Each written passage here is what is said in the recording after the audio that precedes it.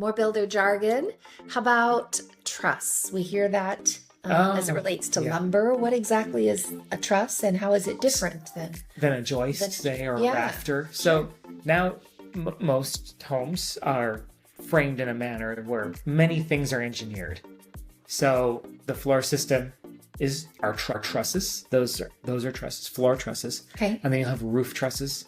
Whereas we used to have joists, floor joists, and they would maybe be a 2x10, piece of lumber. Mm-hmm. And homes were creakier, quicker to build, but they were creakier, maybe had sagging, more prone to water damage. I mean, if you had a bathroom leak on your second floor and you affected the joists, you've got a major structural issue now.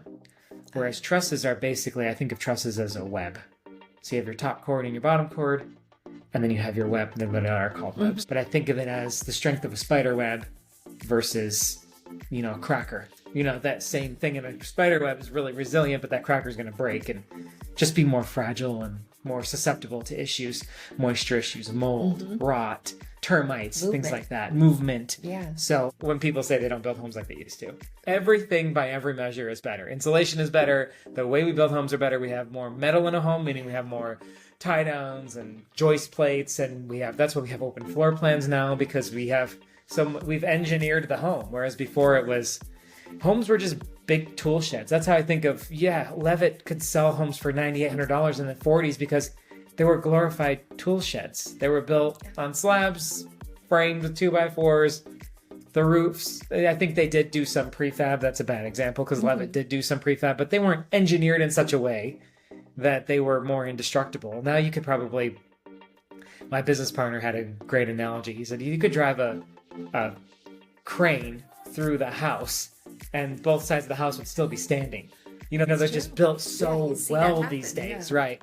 So trusses are a big reason, and the truss plate. So when you see those metal plates that hold the cords and the webs together, that's a lot of strength without having to have a beam that thick, and it's just so much more resilient. You have so much fewer materials for greater strength, greater flexibility, bigger floor plans, bigger houses. The McMansion was probably allowed to happen because of trusses and joist plates and those kind of spans that made it so much more cost effective to build open floor plans, to build bigger houses. Right. That's truss. So that's truss. So that's truss. Now you know.